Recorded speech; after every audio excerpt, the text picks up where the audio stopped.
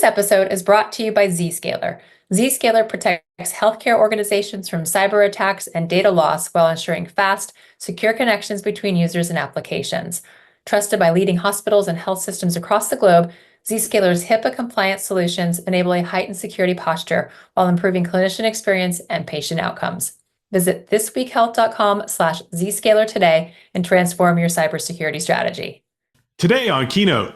The sweet spot for automation is having those nuanced conversations to really know this is going to make a difference and we really know what we're after. And so it's not an implementation of a tool, but it's the pursuit of value.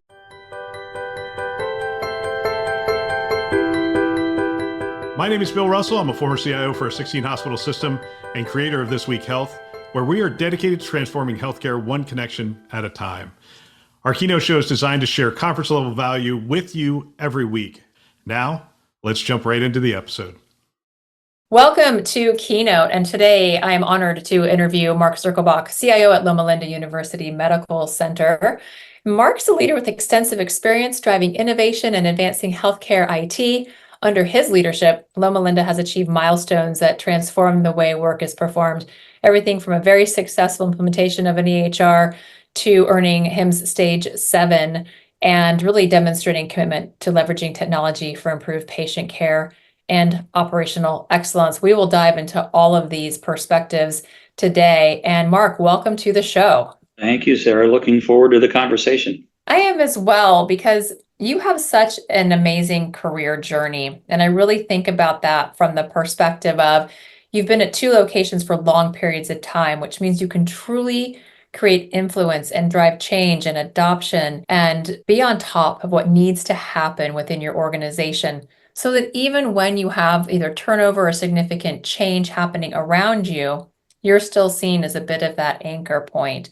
So I'd love to ask, tell us about your journey into healthcare information technology specifically, and what inspired you to pursue this leadership role or in this field of business? Sure. So the short version, and I think of my career in 3 segments. So I started, I'll say early, not quite sure that IT was what I wanted to do, but in the pursuit of a career and a job, it worked out. But it wasn't healthcare. It was, let's just call it more of the pure technology and infrastructure.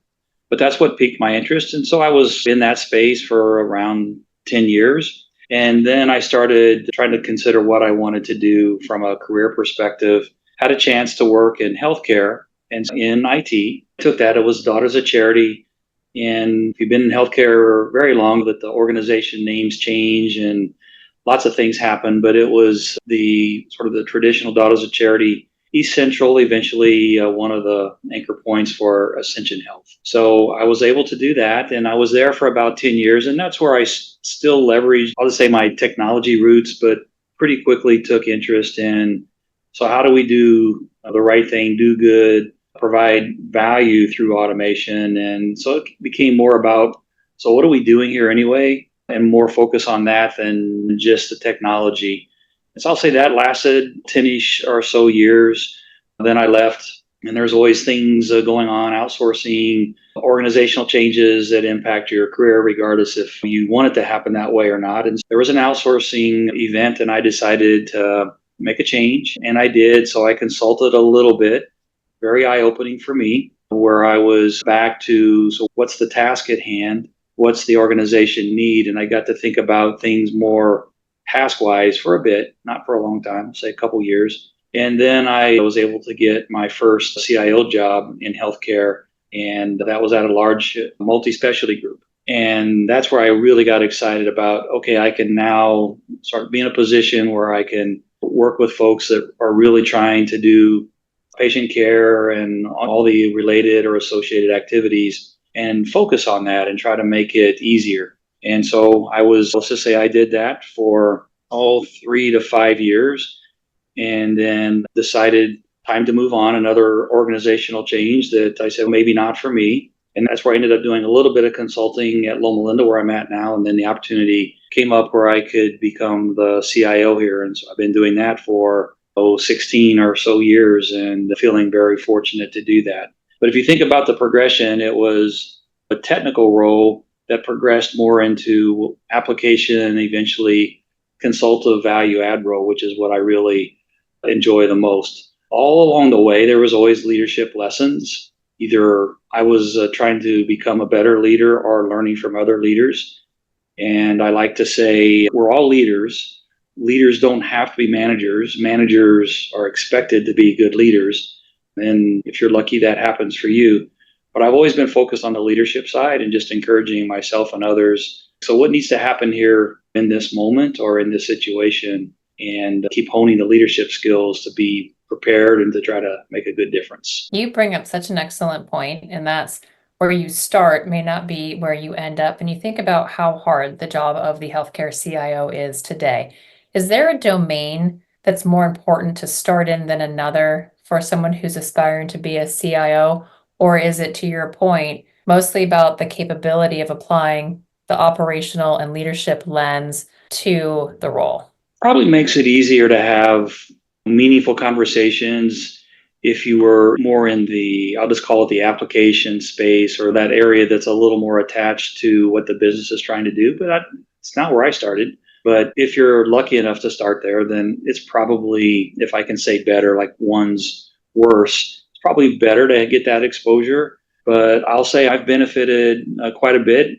Jokingly shared one of my stories, I'll just say from my pure technology days, that I've been able to take those lessons with me as well when it comes to infrastructure and storage and how to manage it. It's still basically zeros and ones, as I'm reminded on a regular basis.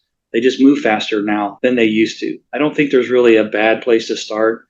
Just focus on why you're there. What's the organization trying to do? And the organization, most likely, at least in healthcare, isn't trying to do health IT. They're trying to either keep people from getting sick, or if they are sick, trying to get them healthy. And I'm lucky enough to work in an academic medical center, so we get to talk about education and learning as part of that mission. And right there with it is research. Blessed the last 16 years, it's a 3-part activity for me. And you get to have such a diversification of learning continuously for yourself and for your teams, which isn't as common for some of our CIOs. When you think about your primary responsibilities and how you're aligning what you just shared with the organization's mission, where do you see the greatest opportunities in what you do today? That's a hard question. I think a pretty easy answer, though, with the pressure that I'll just say our industry is under, both education and healthcare, the pressure to really transform the way things have been done from the traditional approach. Our opportunity is to help that happen with some speed to market, if you will.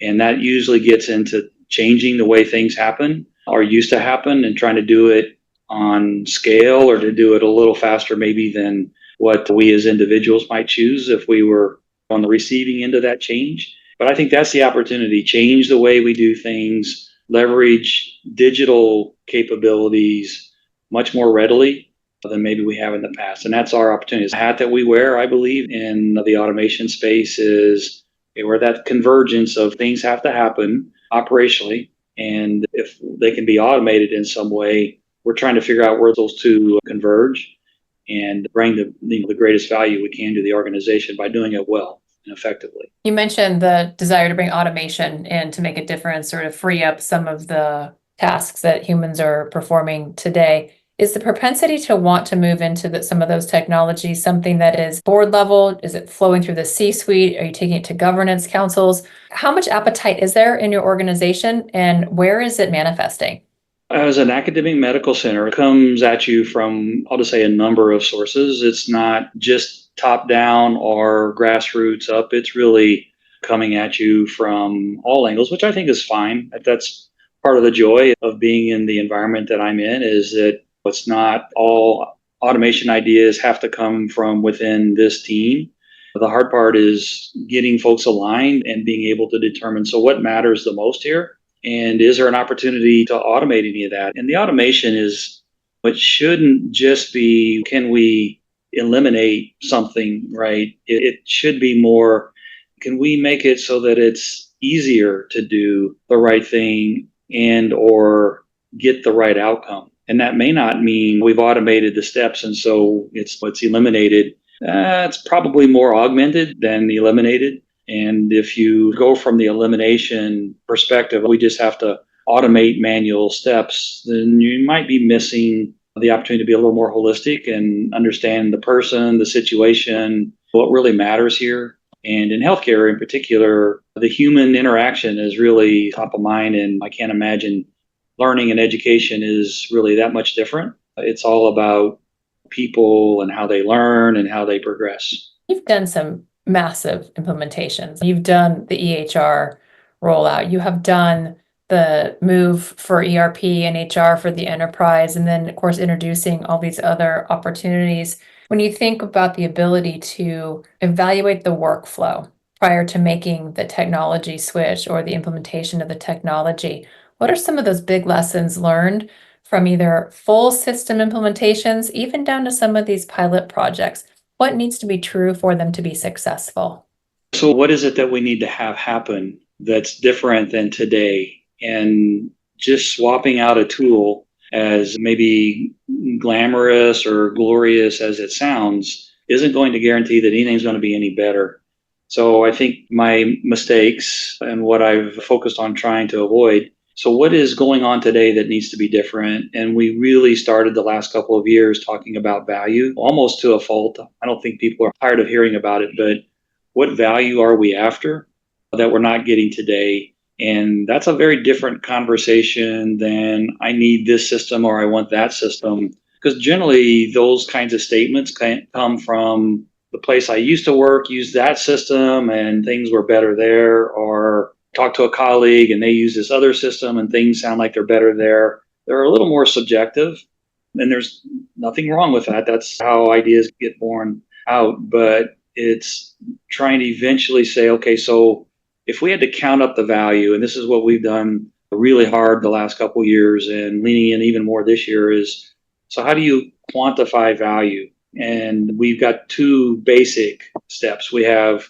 direct value, which most people can relate to. It's hard dollar savings of some sort. Generally, I got rid of a tool or I eliminated the need for some labor, and so we can count that as a hard dollar savings. The tougher, and also I believe the more relevant, is indirect savings, indirect value. So that's got sort of two threads to it. One is I've been able to eliminate some steps or simplify the task.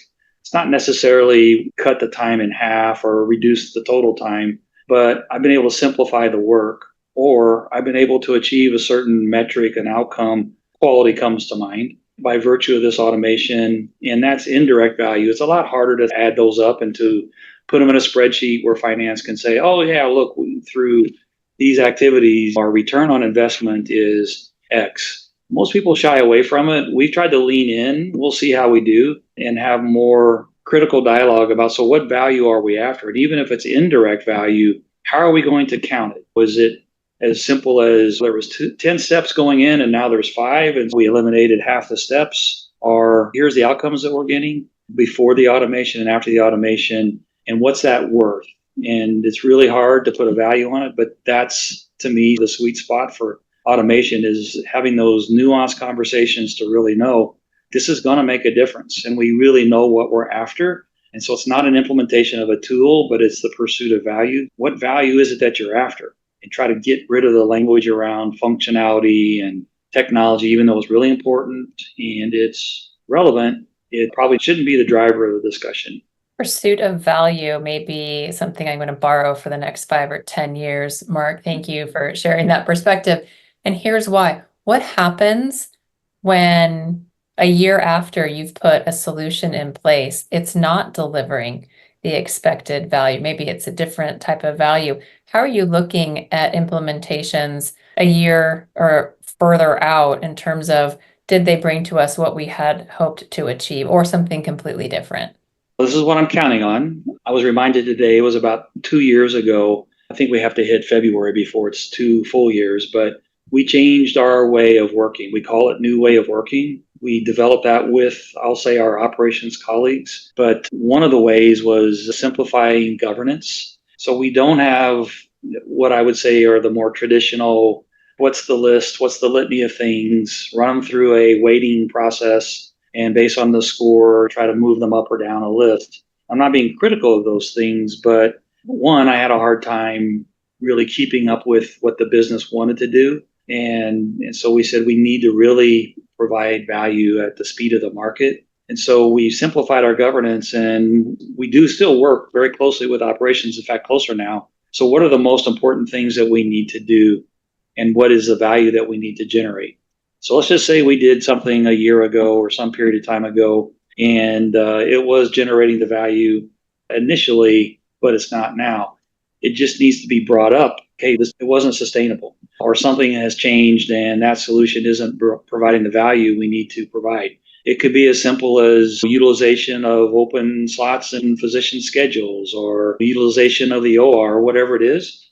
So if we do something and we think we've checked the box in terms of the value is there, we really rely on the business and us to identify it, like we have a new opportunity here. That one didn't last maybe as long as we wanted to, or something changed. And so it becomes important again. So we're disconnecting a bit from there was a product, there was a go live, there was a post go live support, and then stabilization, and then see ya, which is traditional. And I'm not criticizing my own craft, if you will, but it's probably not a good way to do things in the future, because we are trying to react to the market and not react to, did we do a successful implementation? Were we on time, on budget, and we stabilized after the go live?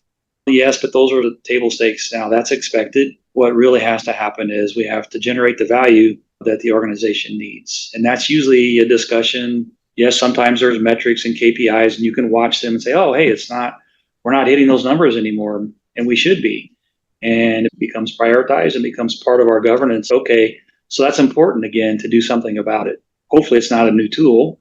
Hopefully it's more optimizing the people and process side, which is always, it's a three-legged stool, but I can tell you the people leg is the longest leg, and then process, and then the technology is the shortest leg, if you will, in terms of importance and difficulty to get that part of it. All three have to be lined up to generate value, but people and process are elusive, to say the least. Most of the time the technology is there. We usually have to double down and figure out some of those process components. The hardest part can be that interdepartmental collaboration.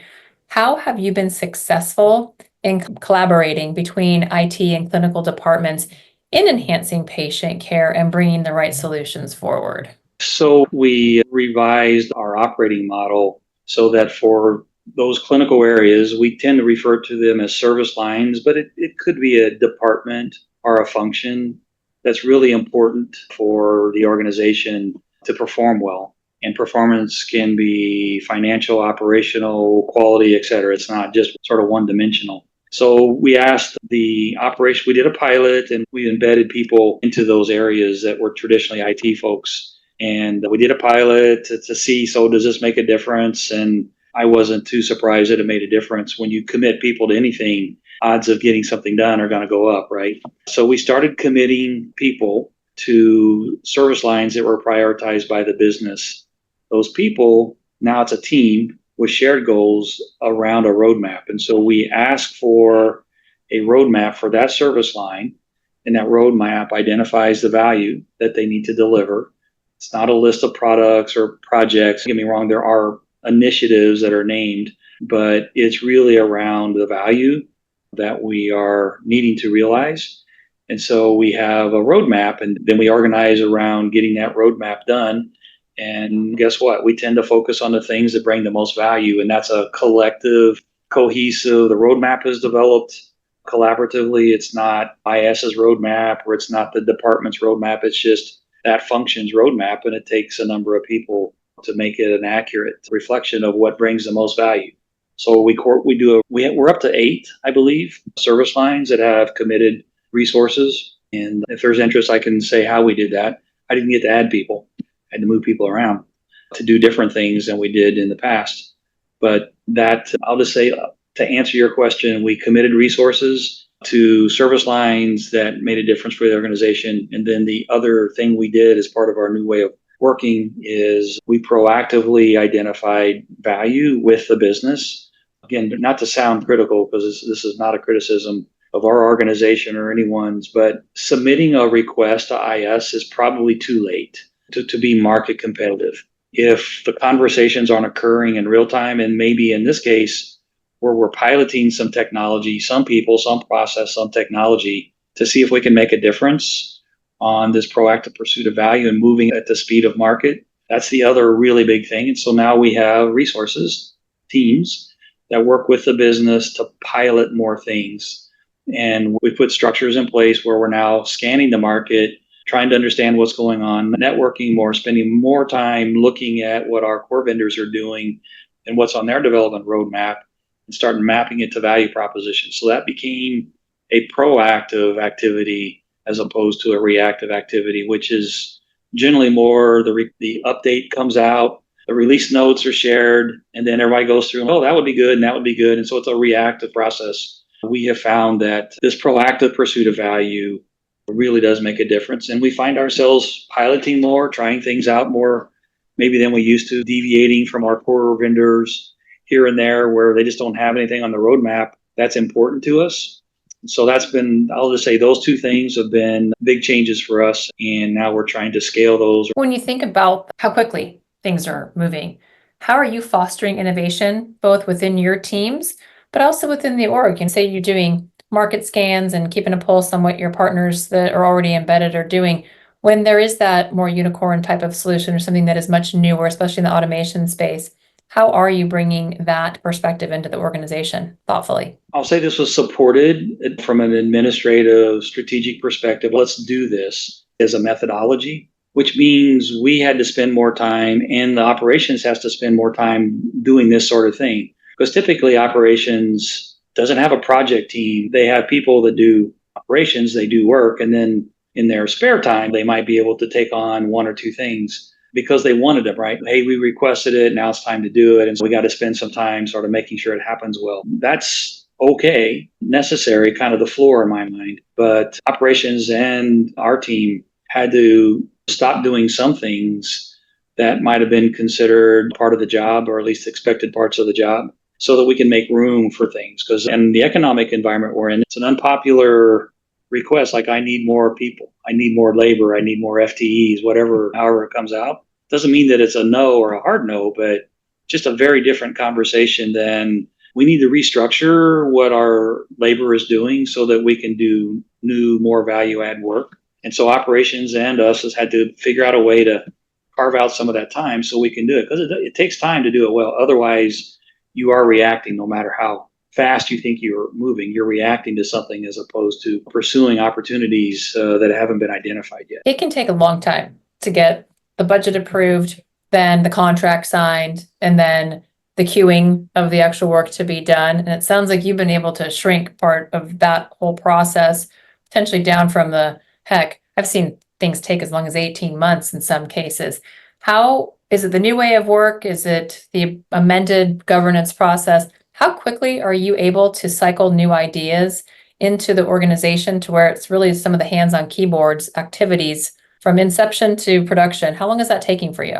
So we use a flywheel as our metaphor. We're trying to get the flywheel to turn faster and faster. And it's really getting at how many concurrent things can we do, and then how quickly can we get them. I didn't ask if I could do this. I don't even know if I could find it, but we have a bit of a tracker where we show the maturity of the idea.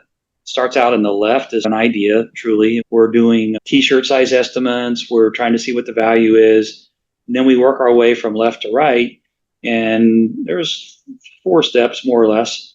The final step is scaling across the enterprise, which means we figured out how to do it and how to do it fast. And then we can get a lot of people concurrently taking advantage of whatever that solution is. So we have a tracker. And we have about 8 roadmaps. We call them hyper automation roadmaps. And we try to show, so how many are in each stage? And you can see pretty quickly, whoa, there's not much going on here. I won't call it out, but there's a whole lot going on here. I will call out the whole lot going on. Rev cycle. We have 18 or so initiatives going on in rev cycle because I'll just say it's a target rich opportunity where the more we can automate it, and essentially it's almost all administrative burden, the more we can have an impact on that, the better it is for the whole organization. So I'm not answering your question specifically. It's not like it's 2 weeks. I can tell you we used to feel pretty good that we could process a request in a month. Now it's possible we've got a pilot done in maybe 2 months, depending on what the idea is, because we have people that are in a position to engage the vendor, engage operations, and put a pilot together and stand it up and see. We've got a number of pilots. Now we talk about how can we be better at piloting. Sorry if I'm just rambling. Stop me if isn't useful, but the old pilot model was, okay, we looked at a bunch of things and we think we want that one, probably going to go with that one, but let's say we're going to pilot it because in case it doesn't work out, we can say, oh, it's just a pilot, we're going to cancel it. Now it's really, what's the mindset around this pilot? Are we going to do more than one? Or are we thinking this is the one, as long as it works, then we would scale it? Or no, it's one of X. And we're going to try all of them, and then we're going to learn from those pilots and then decide, hey, will any of them scale the way we need them or not? So it's a whole different mindset. We recognized, so we learned from this one. We put a contract in place with a vendor, assuming the pilot would be successful. There's not a lot of language in there if it's not. The language is, you could stop here, you could call that the end of the pilot, but you're going to be paying for that pilot for a while because the term doesn't necessarily match up with, hey, we might just walk away from this. So we have to get your head around, so what is this situation anyway? Do we have a pretty good idea that this is the one and we can negotiate a little more firmly with a vendor, or we're not really sure? Let's just see if we can get the vendor to go along with a pilot, not charge as much. We'll put our sweat equity into it and we'll do a few of them and then we'll learn and then we'll decide. So it's all about due diligence, right? Like how much do you have to do to know what you think to reduce the risk or to know what you think the right thing to do is. So we're trying to get smarter at how do we shorten that cycle? What was my question the other day to the team? Okay, so what are the 2 or 3 things that have to happen in this pilot? And could we do it in a week? Could we just confirm in a week that those 2 or 3 things are going to work the way we need them to?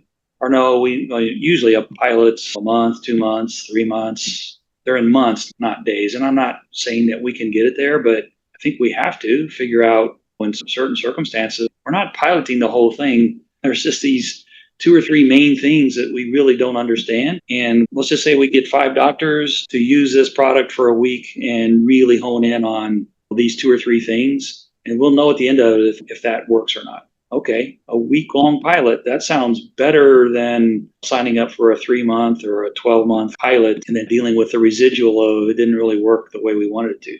So we have to move faster on those kinds of things. And to your point, Mark, if you put in a pilot and 2 things aren't true from the get-go, and that's negotiating the contract so it's favorable to whether or not it's successful, there's also that conversation with whomever is most affected by the pilot that, hey, this may not work or we may not choose to pursue it. I've been through cycles where throw in some ambient listening and it's really expensive. This is a few years ago.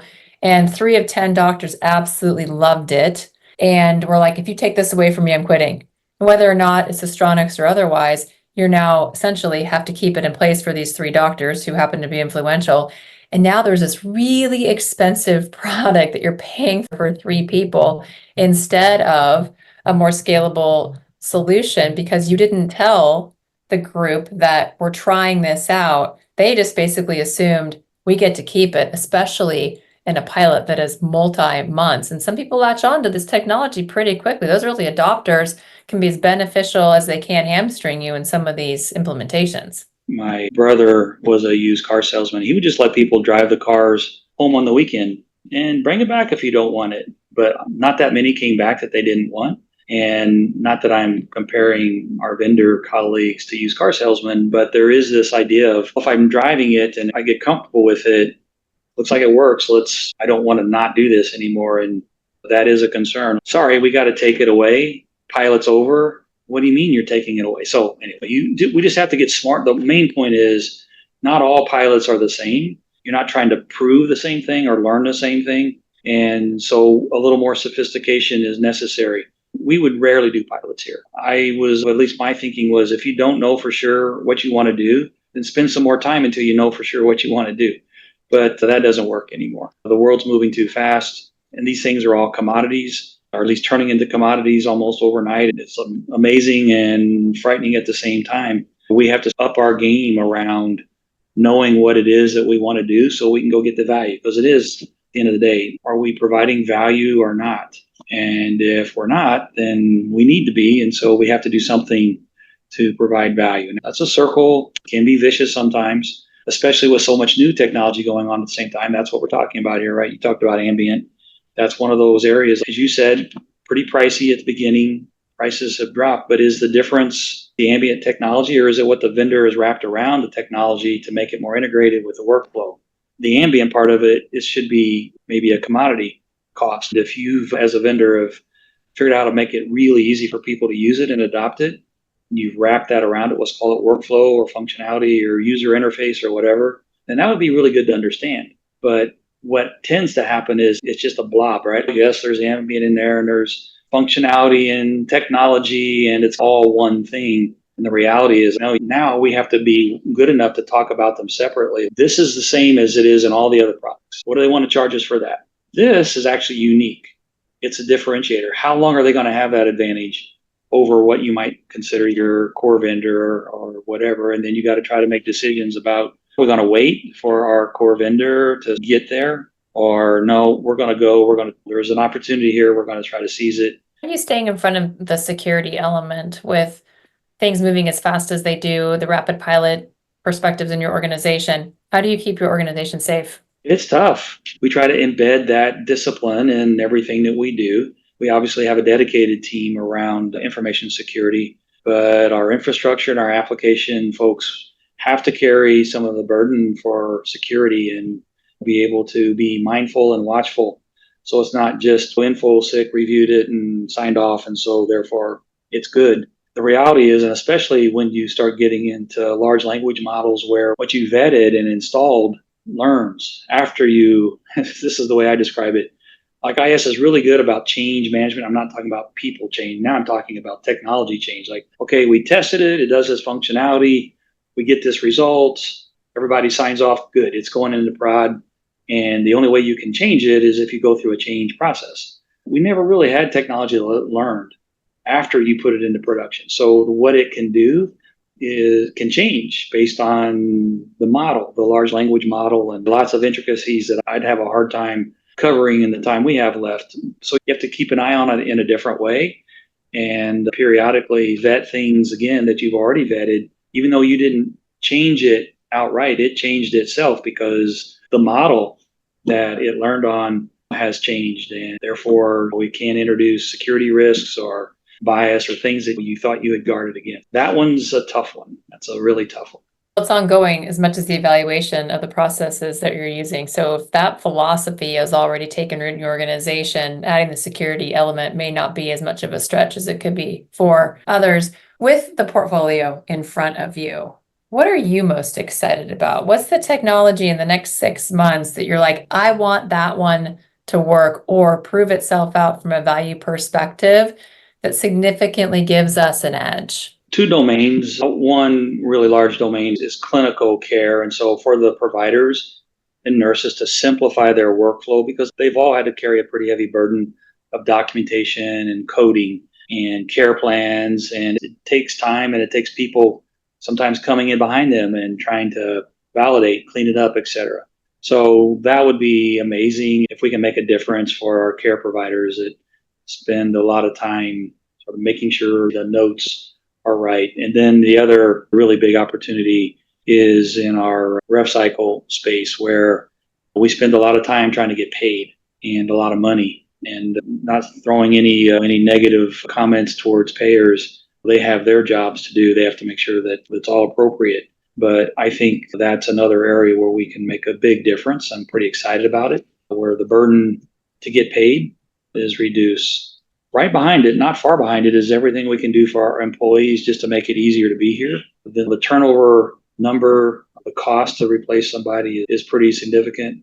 Hard to add it all up, but we've tried. And so we think if we can make this a really good place to work, it's easier to work here, easier to do the right thing, less needless overhead to have satisfaction at the end of the day that you could do your job. We think that's also a really big opportunity for us. Clinical burden reduction, rev capture, and process efficiencies, and easy to work. That's a perfect triangle of aspects for what you're looking to do.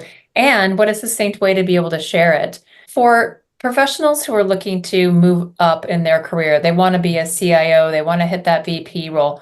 You have a storied and successful career. What advice do you have for them? The joke is just don't do what I did and it won't take as long. They get the opportunities. But I think what I've learned might be useful to anyone really is back to that leadership side of the equation. Yes, you need to be a good manager. You need to be able to manage people and tasks and budgets. All that stuff matters. But I think the difference is really that leadership skill lens. It's what's the other little saying that I've thrown out there a few times? It's hard to teach leadership, but you can learn leadership.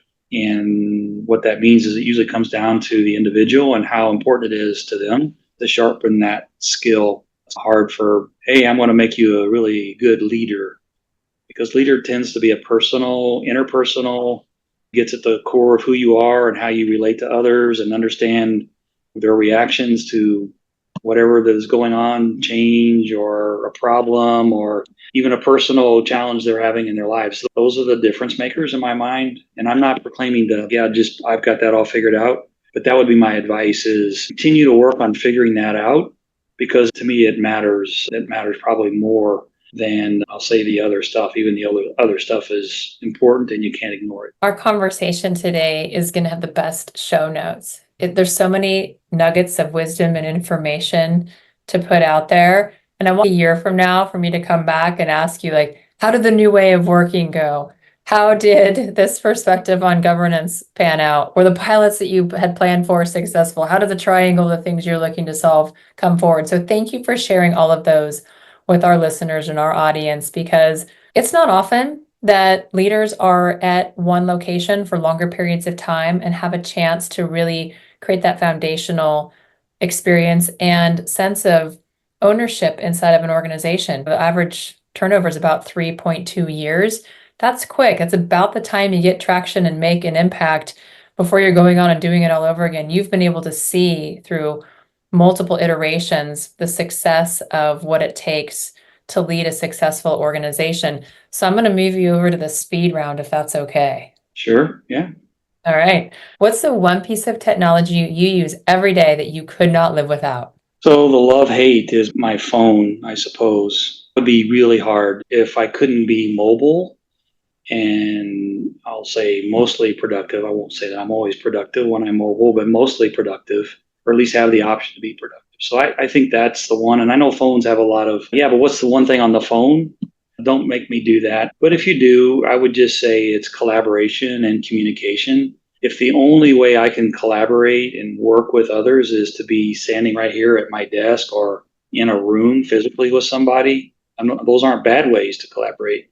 But if that was the only way, then that'd be pretty tough. And think about, I don't even like talking about pre-COVID, but think about, at least I know for myself, I got in my car and drove to many meetings, drove around looking for a place to park, and then walked around trying to remember where I did park to leave the meeting.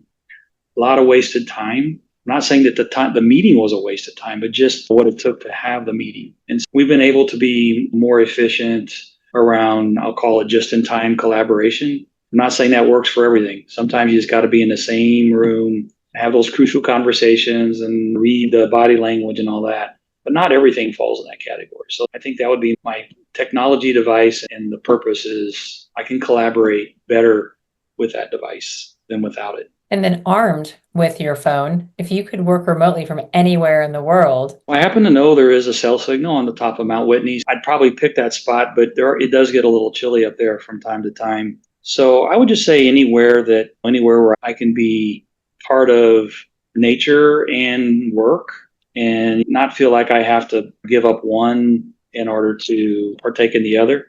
I don't know what those places are, but if you do, let me know. I'm a scuba diver, Mark, until 8G, I think the underwater columns comes in. I don't know that it's that feasible. And that'll defeat the entire purpose of going underwater, to have a serene personal experience. But it's probably going to happen before too long. All right, last question, especially since you touched on the importance of the leadership aspect. What's a book or movie about leadership that's inspired you? So I'm fortunate. I get to teach a leadership course to healthcare informatics master's students here at School of Allied Health. And so my mentor introduced me to this book. That's called The Leadership Moment. And I use that book to teach the course. And like I said, it's hard to teach leadership. So I end up sharing a lot of what hasn't worked well for me. But I would say that book is time tested. I think it's from the 90s. Michael Useem is the author. He was actually good enough. He's over leadership at Wharton. He was good enough to join one of my classes. And we usually don't have more than 8 or 10 people, but he joined one of the classes, a guest speaker, and just really reiterated for me, yeah, that kind of wraps up things that matter to leaders, even though none of the stories have anything really to do with healthcare. There's one that touches on it, but it's all about leadership. And it's a good way to have conversation about what is leadership. There are extreme situations. Makes it a little easier to point out where leadership was lacking or where it was stellar. Well, thank you, because I feel like our conversation today was like a mini master class, because you bring so many perspectives and points of view that people need to hear. So I appreciate you taking the time to be on Keynote.